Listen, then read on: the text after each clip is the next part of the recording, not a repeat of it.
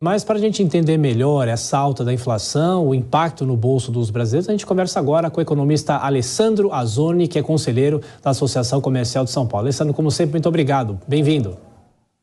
Obrigado, Thiago. É sempre um prazer estar com vocês aqui no jornal.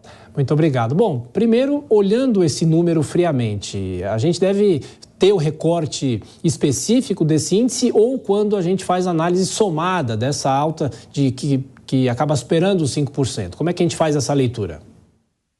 Não, nós temos que fazer conjugado, porque nós temos ainda uma questão do preço do barril do petróleo que internacionalmente está sendo puxado para cima, né? Bateu 90 e pouco, $92, já chegou a bater a um índice que não foram repassados ainda nos preços, né? Então, quer dizer assim, isso significa dizer que nós teremos mais altas ainda em reajuste dos preços dos combustíveis.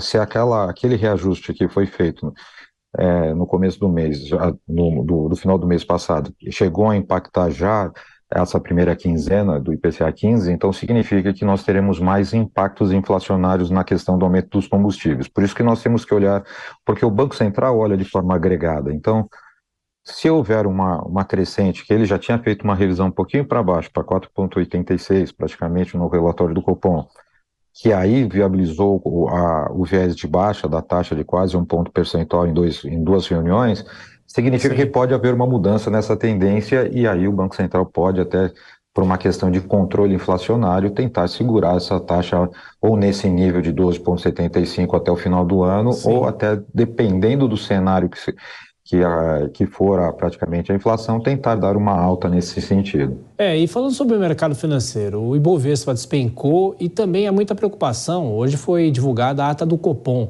É possível que o Copom acabe voltando atrás dessa trajetória de cortes sucessivos? Será que isso pode ter algum impacto nisso? Pode. Pode sim, porque primeiro que a meta do Banco Central, ela tem a meta da inflação. Então, o motivo que ela segurou a taxa Selic num nível tão alto foi justamente o equilíbrio reduzir praticamente, chegando quase na meta, né, que era da inflação que eles estavam perseguindo. Então, significa, se houver uma crescente, como está prevendo, acima de 5%, provavelmente sim, haja essa revisão.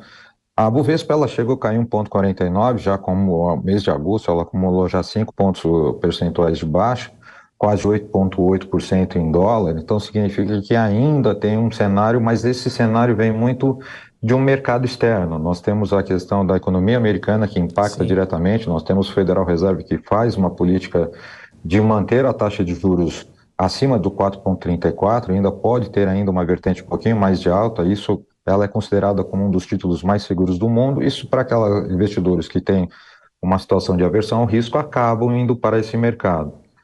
A China também, em relação à questão do desaquecimento da economia, então aquele boom de crescimento já passou, então ele tem que estimular o comércio interno, o consumo interno, coisa que ele não fazia, pois senão a economia chinesa não vai crescer mais e aí isso impacta praticamente as economias do mundo. Então, esse cenário praticamente que nós estamos vendo da Bolsa de Valores brasileira significa que ainda tem um cenário internacional e o que impacta um pouco aqui no cenário interno, tirando esses dois pesos internacionais, Estados Unidos e China, nós temos a questão do equilíbrio fiscal aqui do governo, que nós estamos vendo a luta para tentar fazer esse equilíbrio fiscal, né? Perfeito. Alessandro Azzoni, que é conselheiro da Associação Comercial aqui de São Paulo, economista, mais uma vez, muito obrigado pela sua gentileza e a gente volta a se falar. Um abraço. Um abraço, Thiago. Um prazer estar com vocês.